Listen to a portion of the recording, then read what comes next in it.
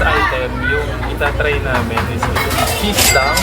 Tapos itong chili con carne. Yung cheese lang, meron na ito dati. Na-return lang nila. Ito yung bago, yung chili con carne. Tapos amoy Arabo. Ano siya, basta yun yung food na alam mo talaga na hindi typical na Pilipino. Ang ano siya, nachos. Yun, pang nachos. Ang tapang yan. Tapos in-order namin yung regular na burger McDo. Tapos yung chicken sandwich nila. Yun yung idadunk namin dito sa dalawang bagong product sa returning product nila. So first, ano natin? Ito. Ito muna yung chili con carne. Kasi ito, alam na namin to, na-review na namin to. Na-try na rin namin. So sa chili con carne muna kami. Tapos chili con carne kasi, ang feeling ko, bagay siya dito sa chicken. Kasi ano siya, ayan, meaty. Tapos maganda siyang deep. May mga iba pa nga ako nakita ang ginawa, yung pasta, ibinuhos na. Sa spaghetti, mix na yung spaghetti sauce. Ito yung ano na, sauce. Feeling ko okay din. So ang gagawin namin ito sa kahati lang kami. Kasi nabubusog pa kami, marami pa kami itatry mamaya. Marami pa. Busog ng mga sambayan ng Pilipinas. Let's try. Try namin. Cheers!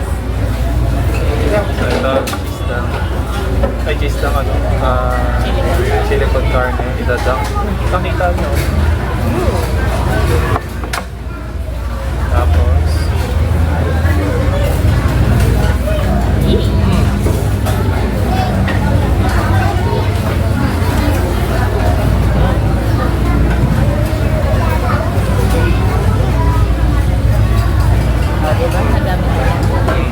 medyo messy lang siya kanina. Meron siya, no? May konting kick siya ng spicy. Pero hindi siya ganun ka-spicy. So, feeling ko yung mga mahina sa maanghang, kaya kayo nito. Tapos, may chunks of meat siya. Para siya talagang meat ng nacho. Oo, bagay siya dun sa mga chips. Sa fries din siguro, bagay ito. Ay, oo. Feeling ko bagay din siya sa fries. Yummer. Ang ano niya, ang vibe niya talaga pang nacho. Sa susunod, pag itatry ko rin yung ibinubulo siya sa pasta. Kasi parang mangyayari, ano siya parang siya spaghetti pa rin, pero medyo maanghang siya. O kaya maganda, spaghetti sauce na, sabi lalagyan yung panito. Tapos kanina, yung unang kagat ko, may vibe din siya ng dating para sa akin na yung Hans pork and beans. May ganun vibe siya. Na medyo pepper. A la carte lang kasi ito lang a la carte lang to, pwedeng bilhin mo siya ng a la carte. Meron din kasi yung meal na siya, may kasamang burger, gano'n. Ito kasi a la carte yung binili. So pwede kayong mag-take home, tapos kung may mga nachos or chips kayo sa mga. Kahit yung chicheria lang, Mr. Chips. Kasi marami na siya Chili con carne, approved. So yung next namin is itong inaabangan ni Boss Ivy. Next burger. Burger naman. Burger McDo for cheese lang. Cheers! First bite.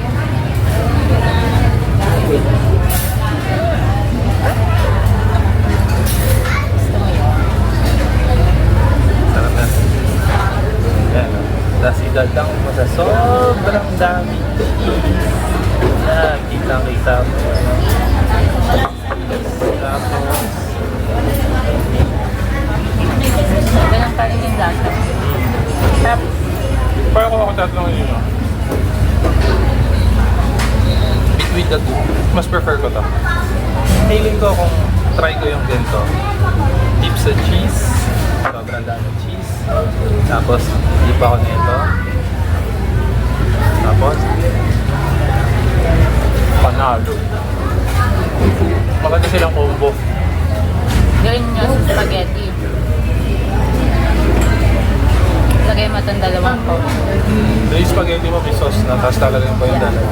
Sobrang sauce. Pero, yun lang nasayang kasi kung ikot na tayo i-clear nyo na isang burger lang. Tapos kita nyo, daming tira sa amin. Sayang siya. Hindi lang siya pang isang burger. Okay siya talaga for the meal para meron din kasamang fries. Okay siya sa fries. Siguro medyo enjoy na lang muna namin konti tapos lipat ulit kami din sa susunod na kakainin namin.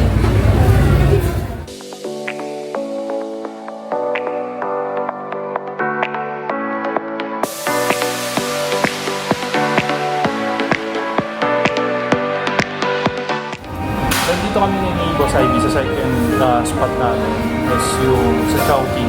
So itatry namin yung chicken crunch nila tsaka yung beef brisket nila. So ito yung bagong product nila na susubukan namin ni Boss Ivy na supposedly mukha namang masarap.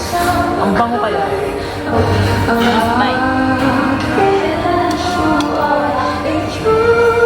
akin naman yung chicken crunch nila. Chicken siya tapos yung crunchy niya.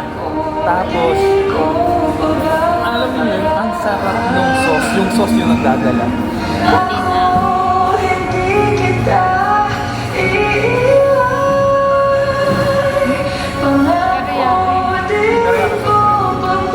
Tapos sakto yung ano niya, yung sauce niya, para siyang karaage sauce. Kasi totoo naman kaya parang sa teriyaki sauce. Kasi yung style niya parang karaage na finried. So yung rice niya, ito. Merong plain rice, pero ang in-order ko is yung fried rice. Usually fried rice, yung fried rice ni Chowking. Pero ito, yung chicken crunch nila, okay sa akin to. Nasarap siya. Tapos mura to. Yung kay Boss Ivy naman, yung beef brisket niya, ang bango niya, promise. Sobrang bango. Tapos look ko, ang laki ng chunks, tapos ang lambot ng karne. Ito yung ano naman ni Boss Ivy, beef brisket.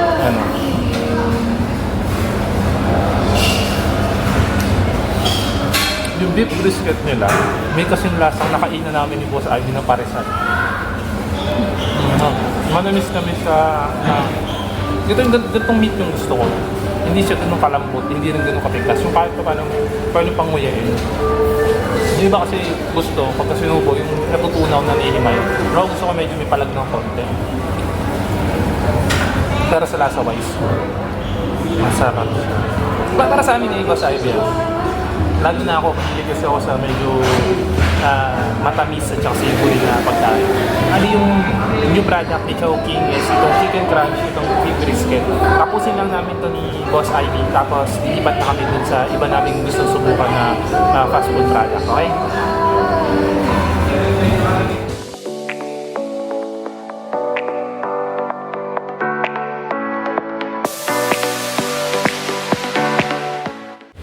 So nakabili na kami ni Boss Ivy na ube frost. Yan yung itsura ng ube frost. So walking muna kami papunta dun sa next station namin. Kasi this is our third station sa Wendy's. Tamang dessert na lang muna. Tapos yung susunod na pupuntahan namin is dessert pa rin. Mamaya makikita nyo kung ano yung sinasabi namin na dessert. So tapos na namin yung tatlong fast food. Yung next namin is yung convenience store. Pero based dito sa sa ube frost, kamukha lang siya ng based sa appearance. Lang siya, kahawig lang siya nung sa normal na frosty. Pero siya, ube siya. Pero pagdating sa texture, same. Color, magkaiba sila. Sa lasa, hindi ko lang sure kasi si Boss Ivy, yan, try na yung tikman.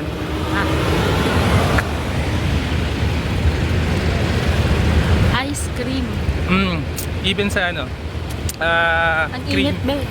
Tama lakad kami sa initan. Ang creamy niya, tapos yung lasa niya, syempre, ube frost. Iba Lasa dun sa una naming natikman. Yung texture magkaiba. Yung consistency magkaiba. Ito perfect yung pagkakagawa. Ganda siya, lasang ube talaga. Tapos kung familiar kayo nung mga bata pala ako, yung may binibili akong ube na gano'n na candy, ganito yung lasa niya. Nakalimutan ko ano yun, i-search ko na lang, baka makita ko somewhere sa internet. Eto, ganito siguro itsura niya, ipopost ko na lang dito pagka nakita ko. For the price niya, para sa ice cream, okay na kasi 50 pesos lang naman to eh. Tapos, 20s pa to. Ganito na siya kalaki. Oo, diba? Okay na siya. Pang dessert. Nasarapan ba ako nung pinatikim ako ni Boss Ivy? Sa unang subo, oo. Pero, hindi ko alam eh. Medyo bias kasi ako. Pagdating sa Frosty, iba ang ano ko sa Frosty na ni Wendy's. Even yung normal Frosty, good sa akin. Pero kung if ever curious kayo sa lasa, I do recommend to try nyo na lang. Pero mukha namang masarap naman si Boss Ivy, oh. Dire-diretso lang ng kainan. Dito pa kami sa kainitan. Yummer. Pupunta kasi kami na Try saan? nyo na. Papunta kami sa may parking ng motor para i-try yung next na item. So, babush!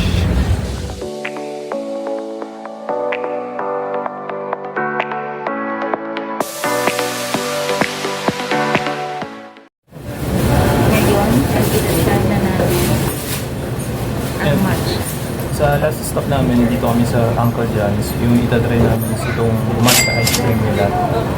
So, basically, feeling ko ang mag-enjoy dito sa matcha ice cream yung si Boss Ivy. Kasi sa amin dalawa, siya ang mas mahilig talaga sa matcha.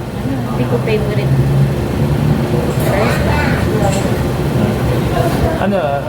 Dalawa ang pwede pagpilian. Pwede siya yung naka-cone. Yung naka-cone is 28 pesos. Itong naka-cup is 30 pesos. You just add 10 pesos para may mga sprinklers na ilalagay. Pero kami, plain itself lang yung kinuha namin.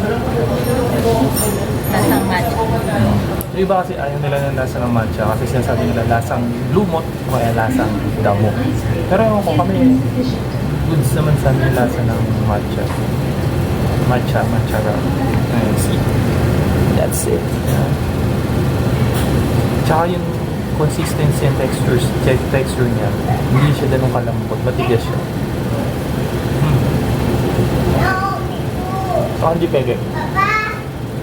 Hindi yung palaman na.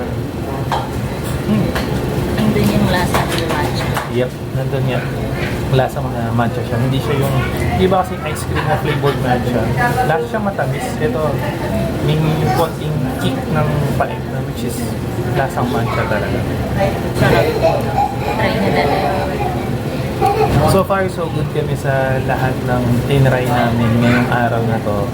Pero syempre, if ever you're going to ask me or Boss Ivy kung ano yung pinaka nag-stand out sa kanilang lahat, well, basically para sa akin it's so hard to choose.